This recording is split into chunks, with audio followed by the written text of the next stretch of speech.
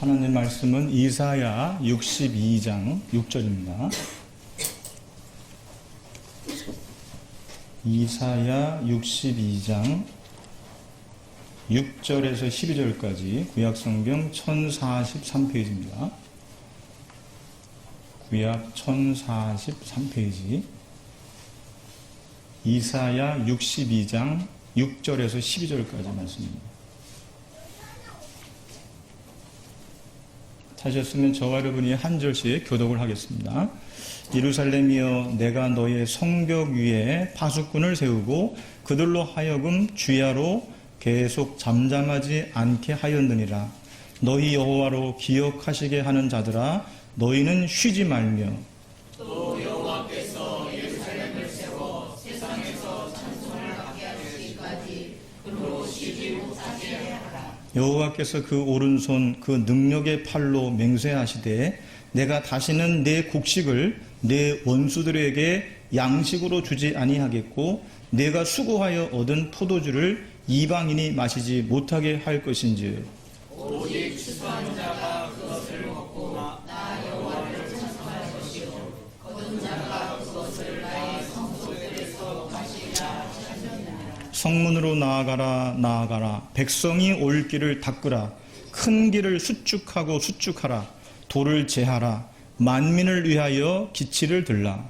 여호와께서 땅 끝까지 선포하시되 너희는 딸 시온에게 이르라. 보라 내 구원이 이르렀느니라. 보라 상급이 그에게 있고 고음이 그 앞에 있느니라 하셨느니라. 사람들이 너를 일컬어 거룩한 백성이라 여호와께서 구속하신 자라 하겠고 또 너를 일컬어 찾은 바 된 자요 버림받지 아니한 성읍이라 하리라. 아멘. 하나님께서 2024년도에도 우리에게 주신 그 복음 안에 참된 소망이 있고 위로가 있고 또 생명이 있다고 있음을 여러분 믿으시고 복음을 통해서 하나님의 은혜와 축복을 날마다 누리시기를 간절히 바랍니다. 오늘 신년 첫 주일 신년 감사 예배는 올 한 해 우리 교회가 붙들고 가야 할 언약을 한번 같이 생각하면서 우리의 마음에 한번 새기는 시간이 되었으면 합니다. 그래서 금년 우리 한국교회의 표어는 기도의 망대를 세우는 파수꾼, 이런 제목입니다. 그래서 이 말씀은 오늘 우리 본문 말씀, 특별히 이사야 62장 6절에서 7절 말씀, 이 말씀을 가지고 기도 속에서 찾아낸 표입니다.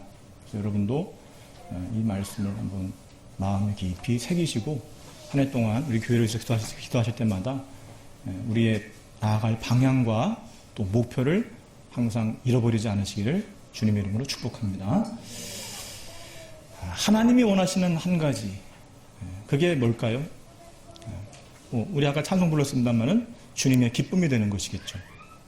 근데 주님이 우리가 어떤 삶을 살아갈 때 기뻐하실까 하는 겁니다. 그것은 구원받은 우리가 파수꾼의 사명을 회복하는 것입니다. 여러분, 아무리 여러분의 자녀들을 잘 키워보시려고 해도 사실 가정에 파수꾼이 없으면 어느 날 그 가정은 굉장히 어려움을 당합니다. 그래서 모든 가정에는요, 파수꾼이 한 명 이상이 있어야 돼요. 한 명 이상.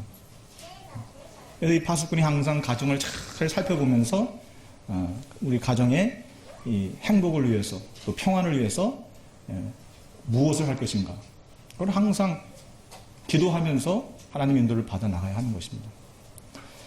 아무리 잘 만들어진 배라고 할지라도요, 또 그 배가 바다 위를 지나갈지라도 빛을 비추는 등대가 없으면 어느 날 반드시 사고가 나게 되어 있습니다. 우리는 신기하게 느껴질 때가 있어요. 아니, 어떻게 저 망망대해를 다니는 배들이 서로 충돌을 해가지고 침몰을 할 수 있나. 이해가 안 가잖아요. 그런데 배도 뭐 그냥 막 다니는 거 아닙니다. 다 이거 항법 장치들이 있어가지고 그 장치들을 의존해가지고 다니는 거죠. 만약에 그게 고장이 나고 문제가 발생하면은 그럼 이제 사고로 연결이 되는 거죠. 저 드넓은 찬공을 날아다니는 비행기도 마찬가지입니다. 파수꾼이 있어요. 그 수만의 비행기들이 세계의 그 하늘을 날아다니지만은 그걸 관리해주는 그런 관제소가 있습니다. 관제탑이. 거기서 다 이렇게 인도를 해주는 거거든요. 파수꾼. 그래서 간혹 이 비행기 사고가 난 비행기들을 조사해 보게 되면은 대체적으로 다 항로를 이탈을 해가지고 일어난 사고들이 대부분이죠. 그 하늘에도 항로가 있어요. 날아다니는 길이 있단 말이죠. 길. 이 길을 잃어버리게 되면 그러면 이제 사고가 나고 충돌이 일어나게 될 수가 있는 것이거든요. 그래서 우리가 지금 반드시 회복해야 될 중요한 한 가지의 사명이 바로 뭐냐면은 파수꾼의 사명이다 라고 하는 것입니다. 여러분, 이 세상 가운데에 파수꾼을 세우시는 분이 누구입니까? 하나님이십니다. 하나님이 세우시는 거예요. 하나님이 만드신 이 세상이잖아요. 그죠? 이 하나님께서는 이 세상을 지키시고 보존하시고 또 다스려 나가시는 분이시잖아요. 이 일을 위해서 하나님은 파수꾼을 세우시고 그들을 통해서 이 일을 하도록 하시는 거죠. 하나님은 어떤 분이십니까? 빛의 하나님. 빛의 하나님이십니다. 그죠? 어둠 속에 있는 세상에 빛을 비추시는 하나님. 이 빛을 비추는 사람이 누구냐? 파수꾼이다 이 말이에요. 그래서 하나님은 이 파수꾼들을 통해서 이들에게 하늘의 천명을 주십니다. 사실은 이 천명을 들은 사람이 할 수가 있는 거예요. 이거는 아무나 하는 게 아닙니다. 분명히 있어요. 여러분들 가운데에 하나님의 명을 받은 천명을 받은 사람들이 있다 이 말이죠. 이 사람들이 바로 파수꾼들이에요. 바라기는 오늘 이 자리에 참석하신 모든 분들이 천명을 받은 사명을 감당하는 파수꾼 될 수 있기를 주님의 이름으로 축복합니다. 그래서 62장 1절에 보시면은 나는 시온의 의가 비같이 구원이 횃불같이 나타나도록 시온을 위하여 잠잠하지 아니하며 예루살렘을 위해서 쉬지 않으시겠다 이렇게 말씀하세요. 그리고는 6절에 보니까 예루살렘 성벽 위에다가 내가 파수꾼을 세우겠다라고 그렇게 말씀하십니다. 여기서 구원의 횃불같이 나타나도록 이 말은 뭘까요? 복음의 역사를 말하는 것이에요. 하나님의 복음의 역사, 구원의 역사는 불같이 바람같이 나타나잖아요. 구원의 횃불을 밝히는 것, 이게 뭘까요? 복음의 역사죠. 구원의 역사를 말하는 것입니다. 하나님이 그걸 하시겠다는 거예요. 하나님께서는 여러분에게 복음의 능력을 주시면서 그 복음의 능력을 가지고 파수꾼의 사명을 감당하라고 하는 것입니다. 하나님 우리에게 어떤 사명을 주실 때에 그냥 그 사명을 주시는 분이 아니고 그 사명을 감당할 수 있는 능력도 주시는 하나님이시다. 언제나 그렇습니다. 저 모세에게 너는 애굽에 내려가서 내 백성 이스라엘 사람 백성들을 데리고 나오라. 그냥 보내신 게 아니라니까요. 모세 가지고 있었던 그 지팡이가 여호와의 지팡이가 되었다는 거죠. 그 지팡이가 무엇을 상징하는 걸까요? 하나님의 능력을 상징하는 것입니다. 그래서 이 지팡이를 가지고 바로왕 앞에서 많은 기적과 이사를 행했잖아요.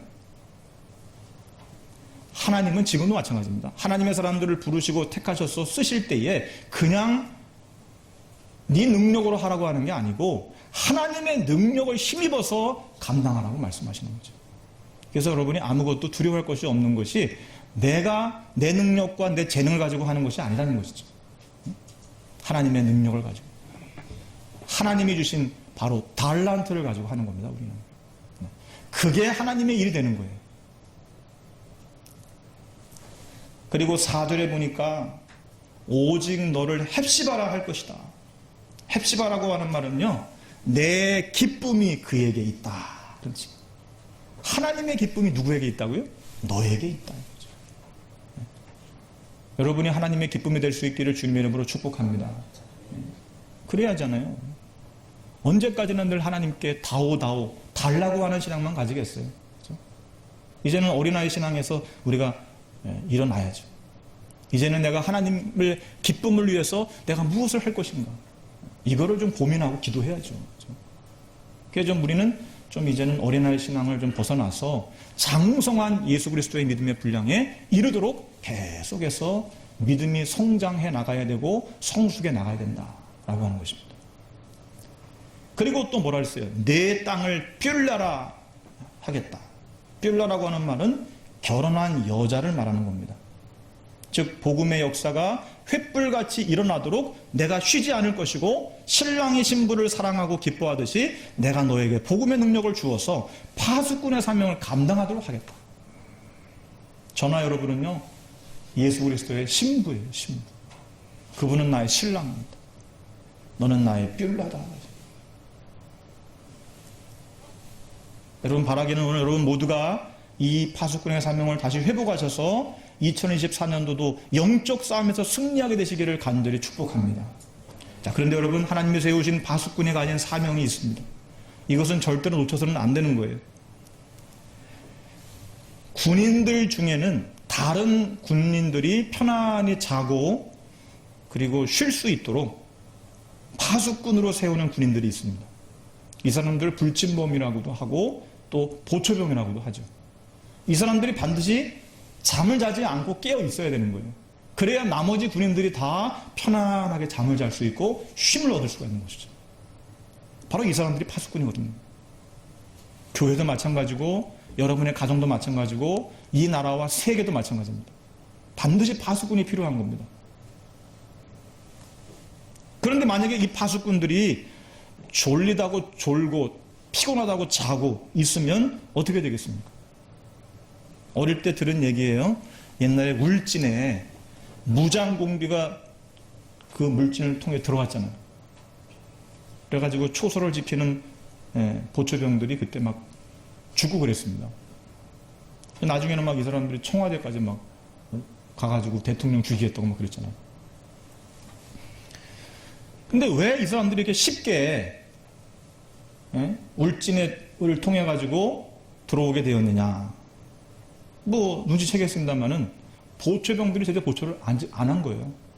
아니 설마 뭐 여기에 뭐 누가 오겠나? 그래서 잠을 쿨쿨 자는 사람이 있었고 보초병이 있었고 또 어디 놀러 간 자기 자리 지키지도 않고 어디 가가지고 다른 데 가서 화도 치고 자기 임무를 제대로 수행하지 않은 거예요.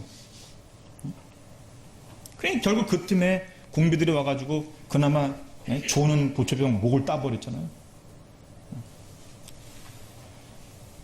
마찬가지로 우리가 하나님의 파수꾼인데 영적으로 힘들고 어렵다고 해서 그저 영적인 잠에 취해 있으면 그때는 반드시 사탄이 공격한다는 것을 아셔야 돼요. 교회를 공격하고 여러분의 가정을 공격하고 여러분 개인을 공격하는 것입니다. 그래서 우리는 오늘 세 가지의 파수꾼의 효과를 다시 회복해야 됩니다. 오늘 다시 우리에게 주어진 파수꾼의 사명을 회복하고 결단하는 시간이 될 수 있기를 간절히 바랍니다. 자, 첫째는 뭐냐? 기도의 파수꾼이에요. 오늘 말씀에 내가 너의 성벽 위에다가 파수꾼을 세우겠다 그러셨어요. 왜 성벽 위에다가 파수꾼을 세웁니까? 그래야 잘 볼 수가 있어요. 보통 성은 높은 지대에다가 짓잖아요. 그죠? 그리고 거기에는 또 더 멀리 볼 수 있도록 망대를 세우는데 그 망대 위에 올라가서 파수를 하는 것입니다. 근데 하나님께서 내가 너의 성벽 위에다가 파수꾼을 세우겠다 그러셨어요. 그리고 6절에는 보니까 주야로 잠잠하지 않게 하겠다. 여호와로 쉬지 않게 하라. 하나님으로 쉬지 않도록 해야 돼요. 우리가 할 사명은. 그게 바로 기도입니다, 여러분. 기도는 하나님을 쉬지 않도록 하는 거예요. 왜냐하면 우리가 기도할 때에 하나님은 주의 사자를 보내서 우리의 기도에 응답하시고 역사하시잖아요. 그리고 하나님을 기억하게 하라. 기억하게. 6절에 보세요. 내가 너의 성벽 위에 파수꾼을 세우고 그들로 하여금 주야로 계속 잠잠하지 않게 하였느니라. 너희 여호와로 기억하시게 하는 자들아 너희는 쉬지 말며. 7절에는 여호와께서 예루살렘을 세워 세상에서 찬송을 받게 하시기까지 그로 쉬지 못하시게 하라. 하나님을 쉬게 해서는 안 돼. 계속 하나님으로 하여금 구원의 역사, 생명의 역사를 이루어 나가시도록 우리는 기도해야 된다는 사실입니다. 그러면은 8절에 보니까 여호와께서 오른손 그 능력의 팔로 너를 지키되 지금까지 빼앗겼던 모든 것들을 다시 회복하시겠다. 이렇게 약속하시는 것입니다. 여러분, 이 말은 단순히 우리가 양식이라든지 수확한 열매를 뺏겼다는 말도 되지만은 근본을 빼앗겼다는 말이에요. 근본. 하나님의 자녀라고 하는 정체성을 빼앗겨버린 거예요. 하나님이 우리에게 주신 축복이 얼마나 말로 다 할 수 없이 많으니까 그걸 다 놓쳐버렸어. 그걸 다시 회복하도록 하시겠다라고 하는 것이죠. 쉽게 말하면 복음의 축복, 구원의 축복을 다시 회복하도록 하시겠다. 그겁니다. 우리는 당연히 해야 될 파수꾼의 사명을 감당한 것인데 하나님께서는 그것을 보시면서 우리에게 잃어버린 것들을 다 도로 찾게 하도록 하시겠다. 그렇게 말씀하시는 거예요.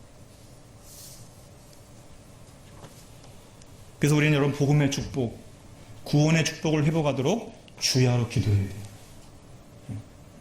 그래서 바울도 항상 기도하라. 쉬지 말고 기도하라. 사무엘 선지자는 내가 쉬는 죄를 결단코 범하지 않겠다. 여러분, 응답 중에서 최고 응답이 뭡니까? 9절에 보면은 여호와 하나님께서 찬송 받으시게 하는 거예요. 그게 최고의 응답입니다, 여러분. 내가 원하는 육신적인 것들 그거 하나님께로부터 받으면 그게 큰 응답이라고 생각할 수 있지만 그것보다도 더 큰 응답은 하나님을 찬송하게 만드는 거예요. 오늘 새벽에도 바로가 요셉을 뭐라고 얘기합니까? 내가 어찌 이와 같이 하나님의 영에 감동된 사람을 다시 찾을 수 있겠냐? 얻을 수 있겠냐? 너 이제 오늘부터 요셉 네가 총리해라. 내가 너보다 더 나은 것은 이 왕자의 보좌에 앉는 것밖에 없다. 너는 애굽의 모든 백성들을 한번 네 뜻대로 한번 다스려봐라. 그들이 다 네 말에 복종하게 될 것이다. 라고 이렇게 요셉에게 전권을 위임합니다. 전권을. 세상에 어제까지만 해도 감옥에서 감옥살이 하던 요셉이잖아요. 그런 요셉을 애굽 전체를 다 통솔하고 다스릴 수 있는 그런 총리가 되었다니까요. 누가 영광받으실까요? 요셉은 당연히 영광받죠. 바로 요셉과 함께 하셨던 하나님이 찬송을 받으시는 겁니다. 그래서 요셉은 뭐 했겠습니까? 여러 가지 애굽의 정책적인 일들을 했겠지만은 분명히 저는 요셉은 거기서 하나님을 아마 사람들에게 전했을 거라고 저는 봐요. 그래서 하나님의 영광이 온 세상에 나타나도록 하는 거죠. 여러분, 바라기는 여러분을 통해서 여호와의 영광이 여러분 가시는 모든 현장에서 나타나게 될 수 있기를 축복합니다. 이게 바로 우리가 붙잡아야 될 언약이에요. 운동선수들을요, 가만히 보면은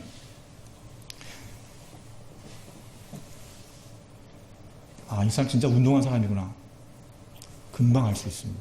그런데 마찬가지로 아무리 운동을 잘하는 것처럼 보여도 이 사람은 원래 운동선수가 아니었구나 라고 하는 것도 금방 알 수 있습니다. 설령 여러분이 운동선수랑 어떤 무슨 스포츠를 해가지고 이길 수도 있어요. 그죠? 네. 그래도 한 번에 단방에 이 사람은 어릴 때부터 운동한 사람은 아니구나 라는 것을 알 수가 있어요. 그 텔레비전을 보면은요, 복면가왕이라고 하는 프로가 있어요.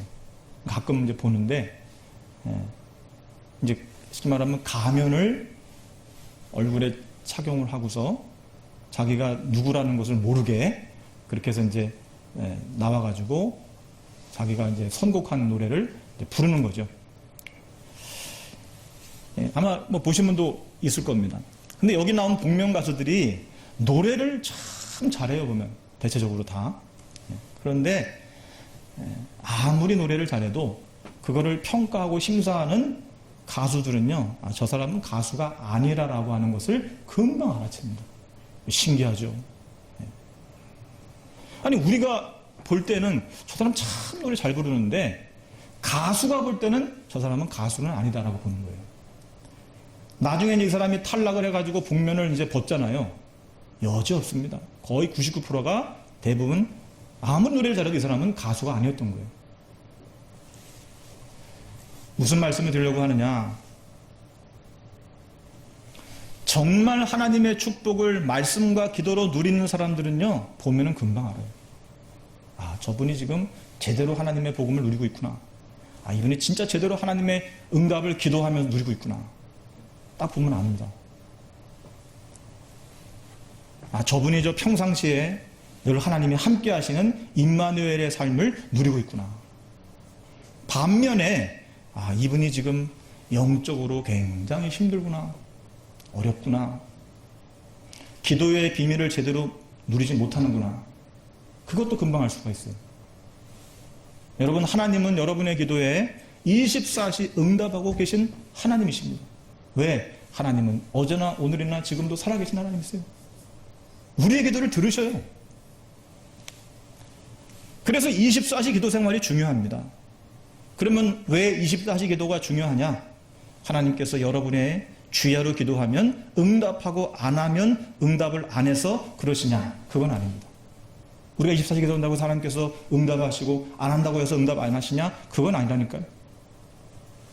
왜 24시가 기도가 중요하냐? 우리가 이 기도를 하면요, 내 기도가 얼마나 잘못되었다라는 것을 깨닫게 된다는 사실입니다. 조금 어려운 이야기일 수도 있어요. 우리가 하나님과 계속해서 영적인 호흡과 대화를 하다 보면은요, 아, 내 기도가 참 틀렸구나. 하나님하고 안 맞는 게 너무 많았구나. 그걸 깨닫게 된다는 사실입니다. 그걸. 그래서 올바로 우리 삶을 잡아주는 거예요, 기도는. 그냥 단순하게 여러분 기도를 그냥 내가 원하는 거 하나님 앞에 들어가지고 달라고 하는 게 기도가 아니라니까. 그거는 모든 종교가 다 가지고 있는 기도고요. 종교가 없는 사람들도 마음으로 기도하잖아요. 저 해를 보면서 기도하잖아요, 그 사람들은. 그 사람들도 기도해가지고 응답 받아요. 자기들이 원하는 거. 때로는. 우리는 그 정도 수준에 머물러 있으면 안 된다, 이 말이에요. 하나님이 원하시는, 하나님의 원하시는 거. 거기에 우리의 인생이 들어갈 수 있어야지. 그게 바로 기도입니다. 오늘부터 진짜 기도 시작하실 수 있기를 주님의 이름으로 축복합니다.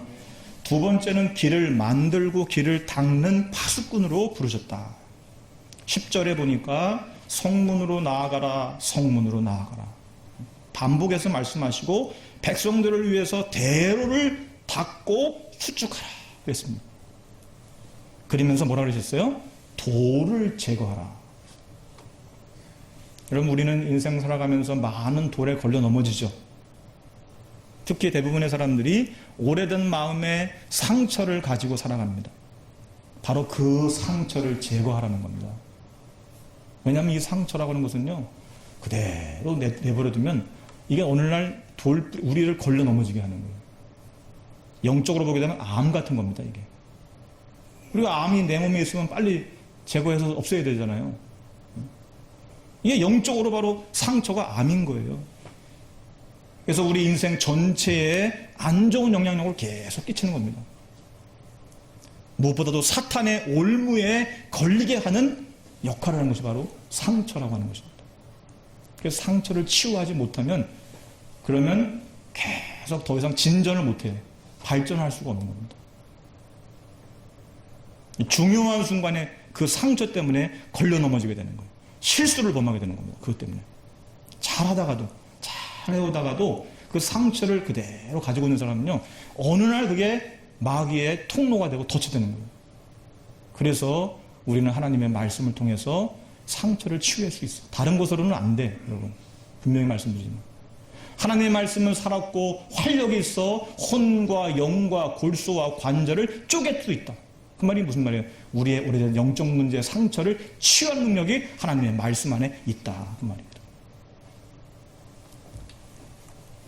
이 돌을 제거하고 길을 만들어 닦으면 하나님의 응답이 따라오는 겁니다.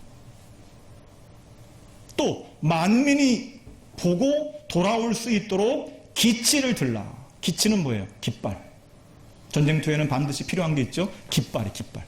이게 어느 군대 어느 장군의 휘하에 있는 병사들인가를 알려주는 그런 깃발이죠. 이 기치입니다.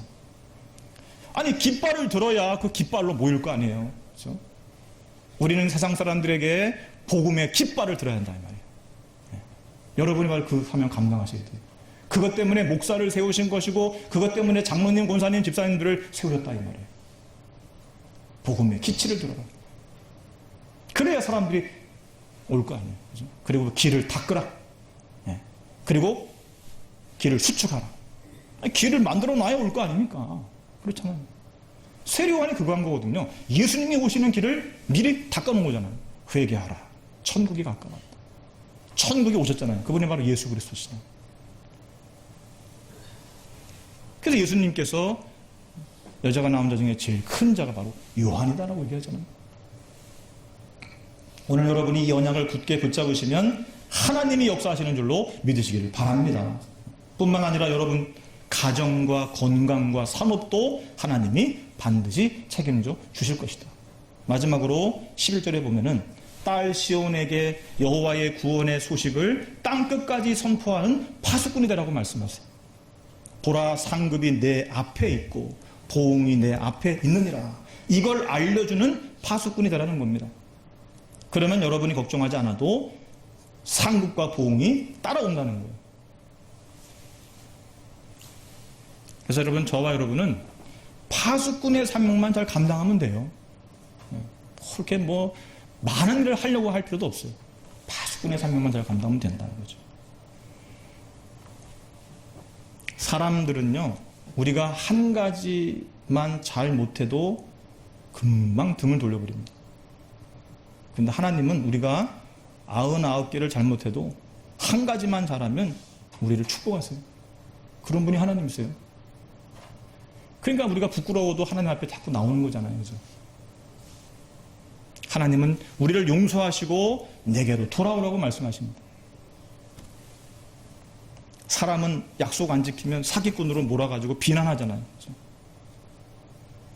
하나님은 그렇지 않아요. 우리가 진심으로 회개하고 뉘우치면은 언제나 그 큰 가슴으로 우리를 감싸 안아주시는 하나님이시다는 거죠. 바로 이런 하나님을 전하는 파수꾼이 되라. 그냥 우리는 사실 하나님을 전하면 되는 거예요. 나를 사랑하시고 나를 보듬어 주시고 나를 아껴주시고 언제나 너그럽게 나를 받아주시는 그 하나님을, 그 하나님의 사랑을 모르는 사람들에게 하나님을 전해주면 되는 거예요. 그게 바로 복음의 파수꾼입니다. 말씀을 이제 마치려고 합니다. 여러분, 거룩이라고 하는 말이 무슨 말입니까? 간단히 말하면은 구별했다라는 말이에요. 여러 것들 중에서, 여러 가지 중에서 따로 구별했다. 그게 바로 거룩이라고 하는 말이에요. 하나님을 믿는 하나님의 자녀는 분명히 다르다는 것을 사람들에게 알려줄 수 있어야 한다는 것이죠. 그게 바로 거룩한 삶이에요. 평생을 사탄의 심부름만 하다 죽는 사람들이 얼마나 많은지 몰라요. 세상에서는 높은 지위가 오르고 돈도 많이 벌고, 그리고 이게 보기에는 굉장히 잘 사는 것처럼 보여도 그 속을 들어가다 보면은 여전히 사탄의 종으로 살아가는 사람들이 얼마나 많은지 몰라요. 기독교인들 중에서도요, 성공한 사람, 돈을 많이 번 사람들도 보았습니다. 많이. 그러나 그 사람들이 그것을 사탄의 일에다가 다 투자하는 것을 봤어요. 안타까운 일이죠. 결국은 실패하거든요. 결국은. 오늘 하나님이 주시는 기도의 망대로 서는 파수꾼의 언약, 이 하나 착 붙잡으시고 여러분이 한 해 동안도 교회를 위해서, 여러분의 가정을 위해서, 또 대한민국을 위해서, 또 전 세계를 위해서 여러분이 현장의 파수꾼으로 쓰임받을 수 있기를 주님의 이름으로 축복합니다. 그래서 올 한 해 여기 약속하신 말씀대로 8절 말씀에 여호와께서 그 오른손 그 능력의 팔로 맹세하시되 내가 다시는 내 곡식을 내 원수들에게 양식으로 주지 아니하겠고 내가 수고하여 얻은 포도주를 이방인이 마시지 못하게 할 것인즉 오직 추수한 자가 그것을 먹고 나 여호와를 찬송할 것이요 거둔 자가 그것을 나의 성소들에서 마시리라. 이 말씀이 여러분에게 성취되시기를 주님 이름으로 축복합니다.